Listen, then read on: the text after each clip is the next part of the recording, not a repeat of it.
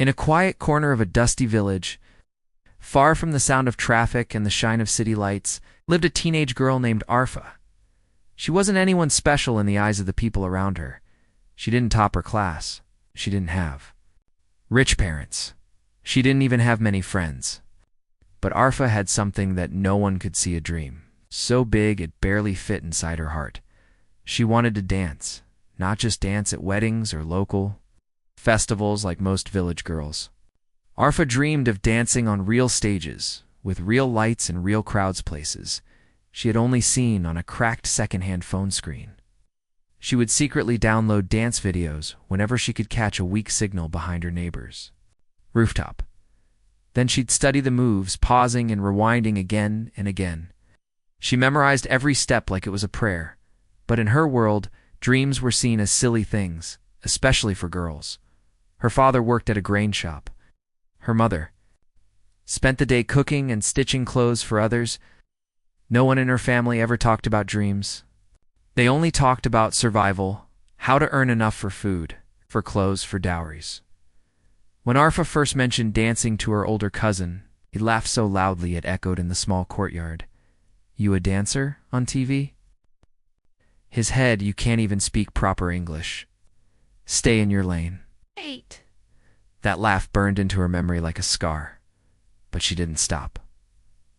Late at night, after everyone had gone to sleep, Arfa would tiptoe to the rooftop, tie her scarf tight, and begin to dance silently, with only the stars watching her. The broken tiles of the rooftop became her stage.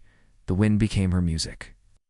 And her bare feet, though often bruised and cut, learned to move like the dancers. She had watched 100 times. Every stumble was a lesson. Every fall was followed by getting back up. She didn't tell anyone, not her parents, not her siblings, not even her best friend from school. She carried the dream alone, protecting it like a small flame in a storm. If the world found out, they'd blow it out. One day, while dancing on the rooftop, she didn't notice her mother watching from the shadows. "What are you doing?" Her mother's voice cut through the night like a knife. Arfa froze, her heart thudding. "I was just stretching," she lied, trying to smile, but her mother didn't smile back. She walked up to her, looked at her calloused feet, and said coldly, "Stop wasting time with these foolish things. You're not a child anymore. You'll get married soon. No man wants a girl who dances like a fool." That night, Arfa cried under her blanket, not loud, just quiet tears that soaked her pillow. Something inside her refused to break. She whispered to herself, "They don't have to believe in me. I'll believe in myself." A few weeks later, a poster went up on the village wall. Talent Scout was coming from the city to find dancers for a reality show. They were holding auditions at the school ground. The village buzzed with excitement, but most thought it was a waste of time. Still, Arfa couldn't stop thinking about it. She wanted to go. She needed to go. But she had no dance costume. No makeup, and no idea what people would think. On the day of the audition, she wore her best clothes, simple but neat. She tied her hair tight and walked alone to the school ground, her hands shaking. The scout, a tired-looking man with a clipboard, sat in front of a small crowd. One by one, boys and girls came forward and performed. Some sang, some told jokes. When Arfa's name was called, she felt the air leave her lungs as she stepped up. She saw her cousin standing in the back, arms crossed, smirking. She began to dance. The music wasn't perfect. The speakers crackled. The ground was uneven, but she gave it everything. Her arms flew, her feet spun, her face showed every emotion she had buried for years. Then she slipped, just a small misstep. Enough to hear a few people laugh, including her cousin. The scout wrote something on his paper and said, "Thank you." That was it. Arfa walked off the stage, head down, heart heavy. She had failed. Again, but as she was leaving, a quiet voice stopped her. "Wait," said a woman in the back row, wearing a simple blue shawl. She handed Arfa a folded piece of paper. "You have something special. Don't stop." Then she disappeared. Into the crowd, Faye opened the note. It said, "Fire doesn't care if people laugh, but just burns brighter." And in that moment she smiled. Because even though the world still laughed at her dream, She had just taken her first step toward the stage. The note stayed hidden inside Arfa's pillowcase for weeks. Fire doesn't care if people laugh, it just burns brighter. Every night before sleeping, she'd unfold the paper, read those words again, and feel a little less alone. It didn't matter that the scout had rejected her. It didn't matter that her cousin had laughed. A stranger had seen something in her, and that was enough to keep going, but keeping the dream alive wasn't easy. Her days were still the same, helping her mother clean lentils, washing clothes near the hand pump, carrying water in the hot sun. There was no music, no mirrors, no proper place to practice. And yet she found her way in the early mornings. Before the world woke up, Arfa would sneak into the school building through a broken side gate. The school had one small, empty classroom with smooth floors and wide windows. It wasn't much, but to Arfa, it was her secret stage. She brought an old radio one of her neighbors had thrown away. It worked only when kicked twice and shaken like a juice bottle. Still, it played just enough music for her to practice Bollywood. Songs, folk beats, anything with rhythm. She trained herself by watching shadows on the wall. The sunlight would hit her figure just right, letting her see her moves like a ghost dancing beside her. Sometimes she'd mess up, trip, cry, fall. But she always stood back up. She taught herself everything: timing, rhythm, expression. She didn't just learn the steps. She studied emotion. She wanted her dance to say what her voice never could. One morning, as she was dancing, she heard footsteps behind her. She froze, heart racing. It was the school principal. He looked confused. "Why are you here?" he asked. Arfa dropped her head. "I was just cleaning." The principal glanced at the radio. With music, she thought he'd shout. Instead, he just sighed. He didn't break anything. "But don't be here too long." And he walked away. That was all she needed. Permission through silence. From then on, Arfa danced every morning, but the real struggle came at home. Her mother grew suspicious. "Why are your clothes always dusty in the morning? Why do you keep that radio under your bed?" One day, while Arfa was practicing at school, her cousin sneaked in behind the broken wall and filmed her through the window without her knowing. That evening, he played the video for her family during dinner. Everyone watched in silence. Her little brother laughed first, then her uncle. Grant whispered, "How shameful," in front of boys. Her mother said nothing. She just stared at her food. When everyone left, her mother came into the kitchen, holding the dirty plate in one hand. "I didn't raise you for this," she said.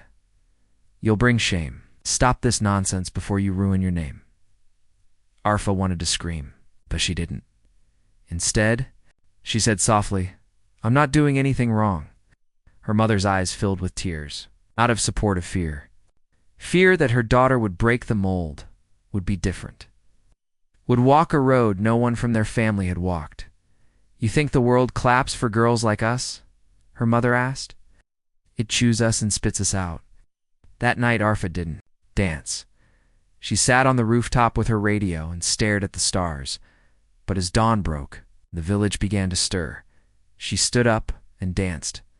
Not because she was stubborn, but because it hurt too much not to. The next week, news came that a city talent workshop would be held 2 towns over for girls only. The fee was high, the spot limited, and it was first come. First serve. Arfa had no money, but she had something else: courage. She took out the hidden savings from under the wheat bin money she'd collected from tutoring neighborhood kids and selling stitched handkerchiefs secretly. Then, at 5 a.m., with no phone, no adult, and no map, just an old scarf wrapped tightly around her head, Arfa boarded a crowded bus alone. The journey was bumpy, the sun harsh, and people stared. But for the first time in her life, she felt free, because, for once, she wasn't running away from something, she was running toward something. And she had no idea that this single brave step was going to change everything. The workshop that nearly broke Arfa sat at the back of the bus, gripping the edge of her seat as if holding onto her dream itself. Her scarf was soaked in sweat. Her old sandals were dusty, but her heart was full of hope. It took 2 buses. One wrong stop, and nearly 5 hours to reach the workshop venue. It was a large hall in a school building, with mirrors, music, and dancers everywhere. For a girl who had trained with shadows and silence, this place felt like another world. Girls wore proper outfits. It branded shoes, makeup, and bags, full of snacks and water bottles. Some came with their mothers, some came with trainers. Arfa came with nothing but a second-hand notebook and tired feet. She stood in a corner, watching the others stretch and practice. For a moment, doubt crept in. Maybe she didn't belong here. Maybe her cousin was right. But then she remembered the rooftop, the stars, that single note from the stranger. Fire doesn't care if people laugh, fit just burns brighter. A tall woman with sharp eyes entered the room and clapped her hands. Welcome, I'm your instructor. You're here because you believe in yourself. Let's begin. The music started. The beats echoed through the room. The girls followed the steps, turns, flips, jumps. Arfa tried. She gave everything, but her footwork was slower. Her jumps were weaker. She didn't know the dance language. She had never trained like this. She kept falling behind. Some girls looked at her and whispered. A few giggled when she missed a move. The instructor didn't say anything. She just watched. By the lunch break, Arfa sat alone, trying not to cry. She had blisters on her feet and her stomach growled. She hadn't brought any food, only a bottle of warm water. 2 girls nearby took selfies, showing off their poses. One of them said, "She's not going to last. She can't even spin properly." Arfa heard it. She stayed quiet. When practice resumed, the instructor called each girl to perform solo. When it was Arfa's turn, the music played and she froze. Everything inside her tightened. The eyes, the mirrors, the doubt.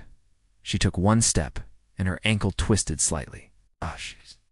Then stopped. I'm sorry, she whispered. The instructor raised a hand. Enough. Sit down.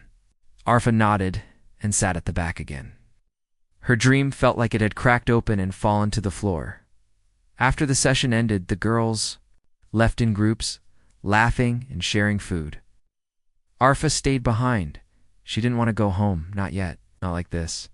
She began to stretch slowly in the corner, thinking no one was watching, but the instructor was. "You know the instructor," said quietly, walking over. "You don't have the training these girls have. You don't have the tools, but you have something else." Arfa looked up, confused. The instructor continued. "You didn't give up. You watched. You tried. And even after failing, you stayed behind to practice. That's rare," she handed Arfa a small folded note. "If you want to learn, really learn, come to this address tomorrow morning at 6 a.m. Don't be late." Then she left. That night, Arfa didn't sleep. She had no idea how she'd get there. She had no idea what this instructor saw in her, but deep down, a little part of her, the same part that danced on the rooftop and cried on the floor, felt something strange. Hope. Real hope. The next morning, as the sky was still dark and the village was silent, Arfa stood on the roadside. She had borrowed some money from her neighbor's daughter in exchange for helping with house chores. She used it to catch the early city bus. At exactly 6 a.m., she stood outside a dance studio. In the city, the door opened. The instructor stood there with a slight smile. "You're late," Arfa's heart sank. "But only by 3 seconds," she added. "Come in." And so began a new chapter. Not just in Arfa's journey as a dancer, but in the transformation of a village girl into something no one including. Her self-thought was possible. Her dream had been laughed at, mocked, ignored. But for the first time, someone saw her fire and didn't walk away. The studio was small, just wooden floors, mirrors on one wall, and a rusty ceiling fan spinning. Slowly, but to Arfa, it felt like stepping into another world. One where dreams weren't just daydreams. They were trained, shaped, and fought for. The instructor, who introduced herself only as ma'am, didn't waste time with smiles or long speeches. "Warm up, now." No. Arfa jumped into action. That morning, she stretched muscles she didn't know. She tried to mimic the instructor's steps. even when her knees cracked or her breath ran out. She was slower, clumsier, but she kept going. 1 hour passed. Then 2. Ma'am barely spoke, only corrected her posture, her foot angle, her balance. Not a single good job. Not even a smile. By the end of the session, Arfa was drenched in sweat, her legs shaking. "Same time tomorrow," Ma'am said, handing her a bottle of water. Arfa held it like a trophy. For the next few weeks, Arfa woke up before the sun, slipped out of the house quietly, and took the first bus to the city. She danced every morning for 2 hours, then returned before anyone noticed she was gone. She had no fancy clothes, no energy drinks, no trainers or nutrition plans. Just a small cloth bag with her scarf, water, and an extra pair of old slippers. And pain. A constant pain in her ankles, in her back, in her chest, but the pain didn't scare her anymore. What scared her more was going back to the village and living. A life where she never tried. One morning, after a particularly hard spin, Arfa fell to the ground. Her ankle gave out. She tried to stand, but winced and dropped back. "I'm fine," she said quickly, wiping her tears before they fell. Ma'am walked over, knelt beside her and quietly said, "You don't need to prove your toughness to me. You've already shown it." Arfa looked up, stunned. It was the first time she saw warmth in her teacher's eyes. Ma'am continued, "You remind me of someone I used to be. I didn't get to chase my dream, but maybe you will." Then she gently wrapped Arfa's foot with a cold cloth and said, "Rest for today, but only today." That evening, back in the village, Arfa's cousin spotted her limping. "What happened?" He smirked. "You break your leg chasing your fantasy?" She said nothing. "Don't worry," he added with a laugh. "Even if you somehow make it on stage, people will still laugh." This time, his words didn't sting. This time, Arfa didn't feel small, because every time she fell in the studio, every correction from Ma'am, every blister on her feet, it had built something stronger inside her. She no longer danced to prove people wrong. She danced to prove herself right. Soon, Ma'am told her about a district-level competition. "It's not national," she said, "but the judges are serious. If they like you, they might recommend you for bigger platforms." Arfa's eyes widened. "But the fee?" she asked, hesitating. Ma'am slid an envelope across the bench. "Already paid." Arfa shook her head. "I can't accept you can, and you will," Ma'am said firmly. On the day of the competition, Arfa arrived early, wearing a simple dress stitched from leftover fabric. Her hair was tied back with an old ribbon. No makeup. No glitter. But when the music started, she became someone else. She wasn't the girl from a forgotten village. She wasn't the girl who got laughed at. She was the girl who had learned to speak through movement, who had trained in pain, who had fallen and risen again and again. Every spin carried her journey. Every beat carried her scars, and by the time the music faded, the judges sat in stunned silence. One of them whispered, "Where did she come from?" That night, Arfa returned home late. Her feet hurt. Her dress was dusty, but tucked inside. Her cloth bag was a certificate winner, district solo dance champion. Her hands shook holding it. Not because of pride, but because for the first time, she could finally say, "I belong here." Days after the district competition, Arfa returned to her usual life. She still cleaned the floor, helped her mother in the kitchen, and carried water in steel pots like every other girl in her village. No one in her house noticed the certificate, quietly folded under her bed, but something had changed inside her. She didn't look at the cracked mirror the same way. Now, when she danced in the morning light, she didn't wonder if she could be someone she already was. She had won something real. But more than that, she had earned belief in herself. 1 week later, while cleaning Ma'am's studio, Arfa overheard 2 students talking. They're selecting dancers for the national show in Mumbai. Final round, only 5 from this region. Her heart skipped. That night, she stayed awake staring at the ceiling. Not out of fear, but out of hope. For the first time, her dream didn't seem far. It was still hard, still risky, but not impossible. The next morning, Mom handed her a printed sheet. Arfa read through the list of selected dancers slowly. And there it was. Number 4. Arfa. Solo category. Selected. Her hands trembled. Her name. In real ink. On a real list. She had been chosen. She rushed back to the village, unable to contain her excitement. She wanted to scream, dance, and cry all at once. As she walked through the narrow lanes, she imagined how proud her family would be when she told them. But reality didn't meet her dream. When she told her mother, the woman looked away. "You're going to another city now?" Alone. "People will talk. What will they say?" Arfa stood there, holding the paper like it was made of glass. Her father didn't say anything. He just grunted and went back to reading the newspaper. Her little brother asked, "So they'll put you on TV now?" "Can I be on TV too?" No one said congratulations. Not even her cousin. When he found out, he just smiled and said Mumbai. Good luck not getting laughed off the stage. Still, Arfa didn't give up. Ma'am arranged everything, a small travel bag, modest clothes, and her bus ticket. She even stitched Arfa a proper dance dress from spare fabric in the studio. On the day of departure, Ma'am stood outside the bus and said, "You know, not everyone gets here. What you're doing, it's already special. But now, it's your job to make them remember your name." Arfa hugged her tightly. For a girl who never had a big sister or a mentor, Mom had become both.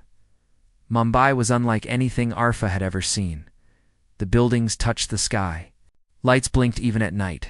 People rushed everywhere, speaking fast, wearing clothes she'd only seen in magazines.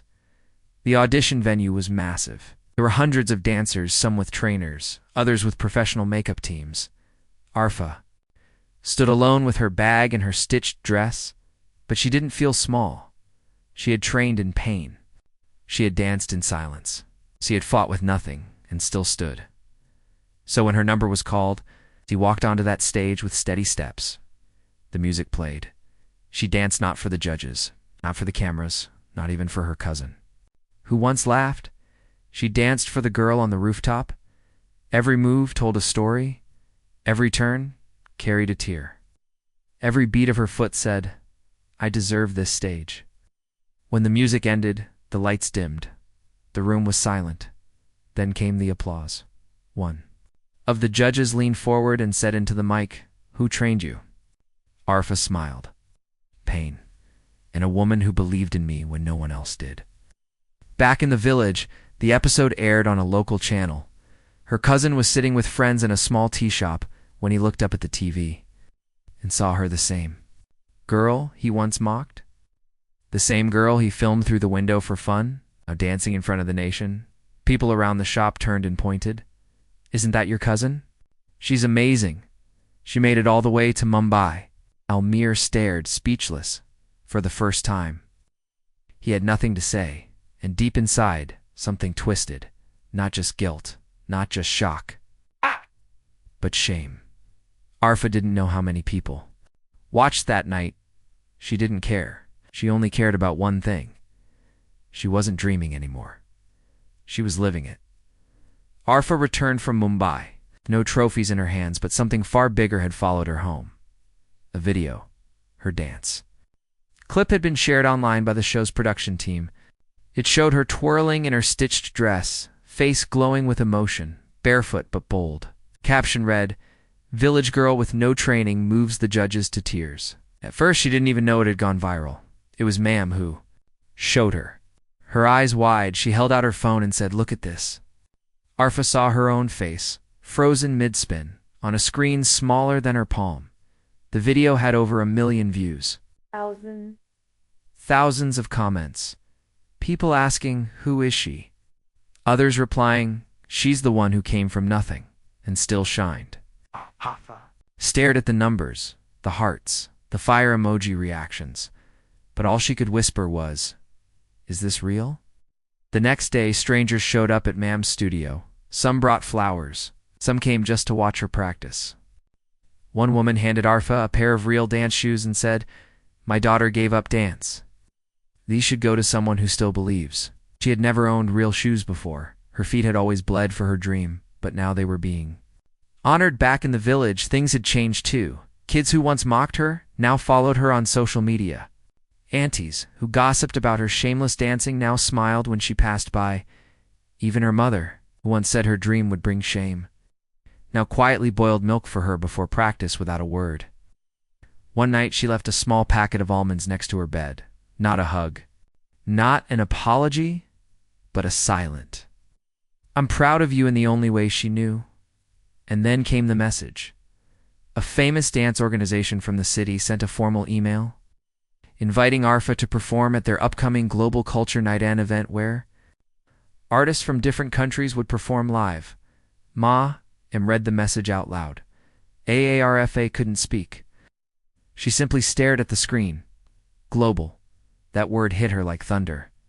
The rooftop, the broken radio, the laughter, the wounds, and now a stage where she'd stand with performers from across the world. She wanted to cry. She wanted to scream, but instead she whispered, "Tell them, I'll come." The news spread fast. Some cheered, some whispered, but all watched. Even Samir, her cousin, who once filmed her in secret and laughed, was quiet now. He had watched her TV performance again, then her viral video. He had gone back to the old recording on his phone, the one he once shared as a joke. Now, as he replayed it, he didn't laugh. Because now, even in that old clip, he could see what everyone else saw. A girl full of fire. He deleted the video. Not out of guilt, but out of respect. A few days before the big event, Mam gave Arfa a gift. A new outfit. Real fabric. It's designed by a friend from the city. When Arfa tried it on, she barely recognized herself in the mirror. She didn't look like the barefoot village girl anymore. She looked like a dancer. A real one. On the day of the performance, Arfa stood backstage. She heard different languages around her: Spanish, French, Arabic. Dancers from Italy, Japan, Nigeria, all smiling, all professionals. She looked down at her hands. They were shaking. Maham noticed. She stepped forward and gently touched her shoulder. "You don't need to be like them," she said softly. "Just need to be you." And when her name was called, Arfa walked onto that huge stage under bright lights, the cameras flashing in an audience. She couldn't even see beyond the dark. She closed her eyes and thought of home, of the rooftop, of her torn scarf, of the girl who once danced under the stars with no one watching. And then she danced not to impress, not to win, but to honor the journey. And in the front row, watching through a live stream on a cracked screen from thousands of miles away, sat her cousin Samir. His eyes were wet, because this time he wasn't laughing. The applause was still echoing in her ears when Arfa stepped off the global stage. Cameras had flashed. Porters had shouted her name. A famous dancer from Brazil had hugged her after the performance and whispered, "You dance with your soul, not just your body." But none of that felt as real as the weight of her old cloth bag on her shoulder, the one she had brought from the village. Inside it, she still kept that first note. Fire doesn't care if people laugh, if it just burns. Brighter? Even after all this, she hadn't thrown it away, because for her, that one piece of paper had started everything. After the Global Culture Night, Arafa's name was everywhere. News channels ran her story, village girl to global star. Bloggers called her India's barefoot flame.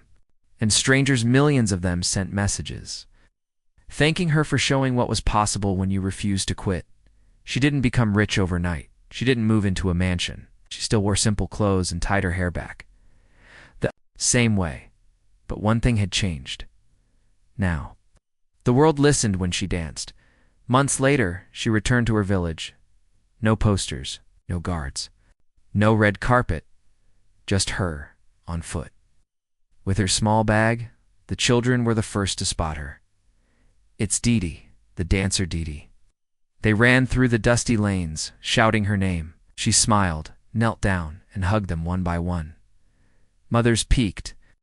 Through their windows, old uncles on their Shar-Pei looked up from their gossip, and for the first time, no one called her weird. No one whispered shameful. No one laughed. They nodded. They smiled. They stepped aside. She walked straight to her old house. Her mother stood at the door, his eyes full. Without a word, she placed her hand on Arfa's head.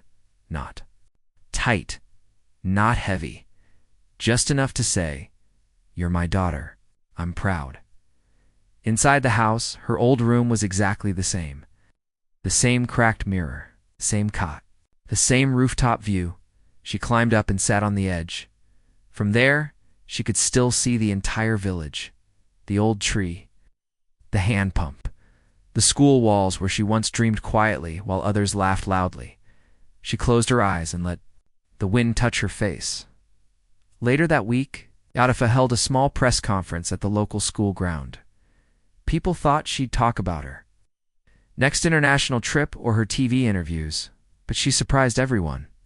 "I'm starting a dance center here," she announced, her voice calm but clear. "For girls who are told their dreams are useless." Murmurs moved through the crowd. "Any girl who wants to dance, no matter her age, background, or family name, is welcome." A girl from the crowd raised her hand. "But what if we don't have shoes?" Arfa smiled. "You don't need shoes?"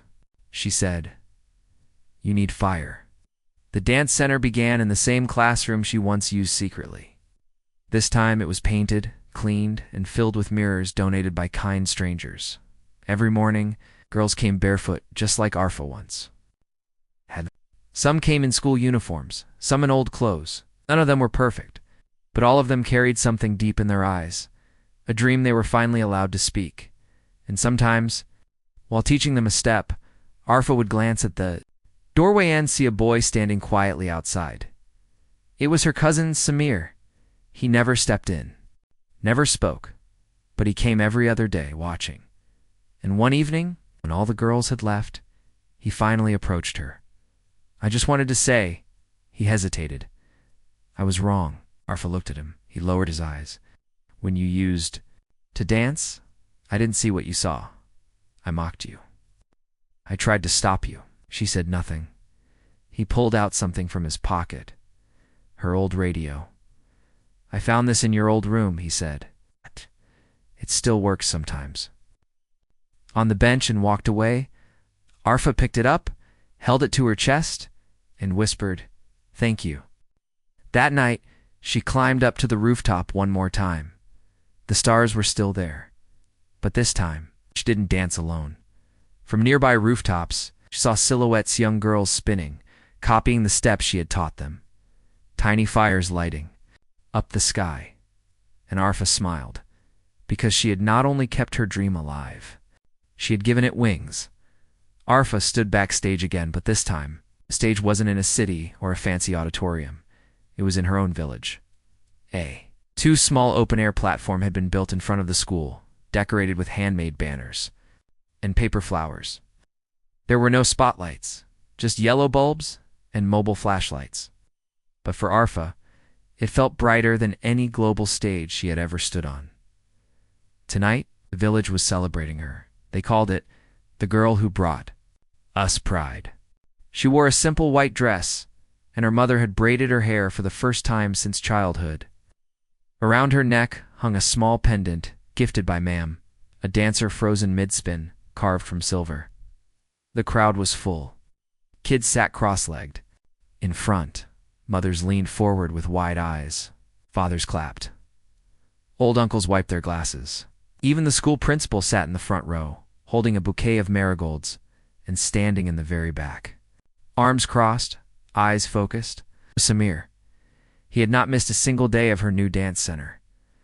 Arfa took the mic and looked around. Her voice was calm, but her hands trembled a little. "I don't have big words," she began, "because my journey started with small ones." She smiled. "You, a dancer? Keep dreaming." That's what I was told. And maybe it was the best thing anyone could have said, because it made me fight. The audience listened in silence. My dream was never just about dancing. It was about freedom. To express, to exist, to rise without permission. She paused, her eyes welling up. And I didn't do it alone. My teacher believed in me. A stranger gave me a note. And even the ones who doubted me, yes, even they became part of the fire that shaped me. Looked toward the back directly. At Samir, I was laughed at. But now, I choose to dance for those who are still scared to try. She stepped away from the mic. The crowd clapped like thunder. Some stood, some cried. But one thing was clear. She was no longer just Arfa the girl. She had become Arfa the symbol that night. She sat with her mother on the rooftop again, the same one where her journey began. The sky looked the same. The stars hadn't changed. But she had. Her mother placed a gentle hand on her shoulder. "Didn't understand your dream," she said quietly. "I was afraid for you now. I'm afraid of what would have happened if you hadn't chased it." Arfa leaned into her side and whispered, "You gave me strength, even when you didn't realize it." A week later, she received a message from an international foundation. They had seen her story. They wanted to fund her center, expand it, provide professional teachers, equipment, and scholarships. There were even talks of a documentary about her life. She read the email twice, and closed. A tan walked to her class, where 10 barefoot girls were practicing steps in front of a mirror. She didn't tell them yet, because in that moment, they didn't need to know they were about to be famous. They only needed to know they were becoming free, just like she had. Meanwhile, in another small room, Samir opened a notebook and began writing. Not poems. Not letters, but plans. He had decided to volunteer at the center, help with registrations, organize events, spread the message in nearby towns. He didn't need credit. He just wanted to help build what he once tried to break. Months passed. Then a year. Arfa Center had grown. Over 50 girls now danced there regularly. Some were already entering competitions. Others just smiled more than before. One student asked her, "Didi, will we also dance on TV one day?" Arfa knelt beside her and said gently, "If that's your dream, then yes. But even if not, you'll still shine. Because every step you take here means you're no longer standing in someone else's shadow." And finally, one evening, as the sun set behind the fields, Arfa received a video call. It was from the Global Cultural Awards team. She had been chosen to represent her country in an international event.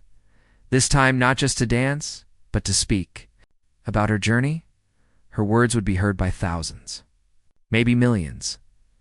She smiled softly, turned the phone screen around, and showed the camera her class full of dancing girls. Then she said, "If they're watching me, they're watching all of us." The screen faded to black, but her story didn't end there, because every girl who spun barefoot in her center, a mother who smiled, watching her daughter sway.